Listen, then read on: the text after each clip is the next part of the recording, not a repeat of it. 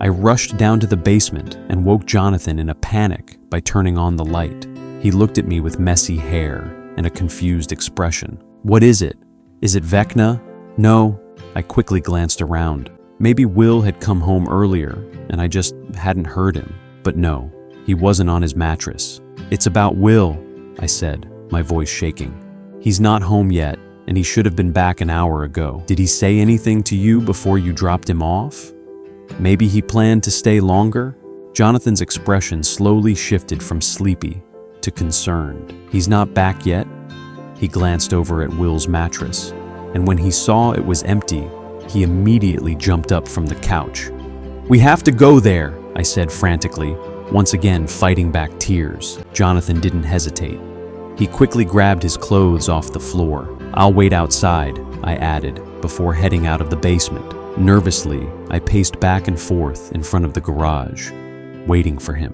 When he finally joined me, we got into his car and drove off. It was still pouring. I could hear the heavy rain drumming against the roof and windows, and for a while, we just drove in silence. I kept looking out the window, hoping we might spot Will somewhere along the way. I noticed Jonathan glancing at me repeatedly.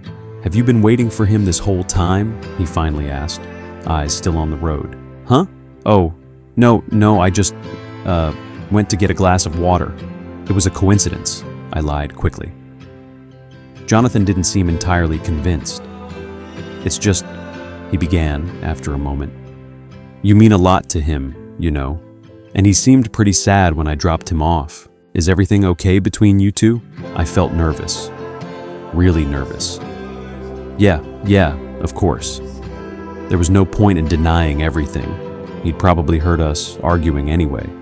So I added, "We just had a small fight, nothing serious." I kept staring out the window. "It just seems like you're even more nervous than I am, and I'm his older brother. Maybe he's just having fun and doesn't want to come home yet." My throat tightened at that. I didn't want Will to be having fun without me. "No, you know Will. He wouldn't just be an hour late. That's not like him."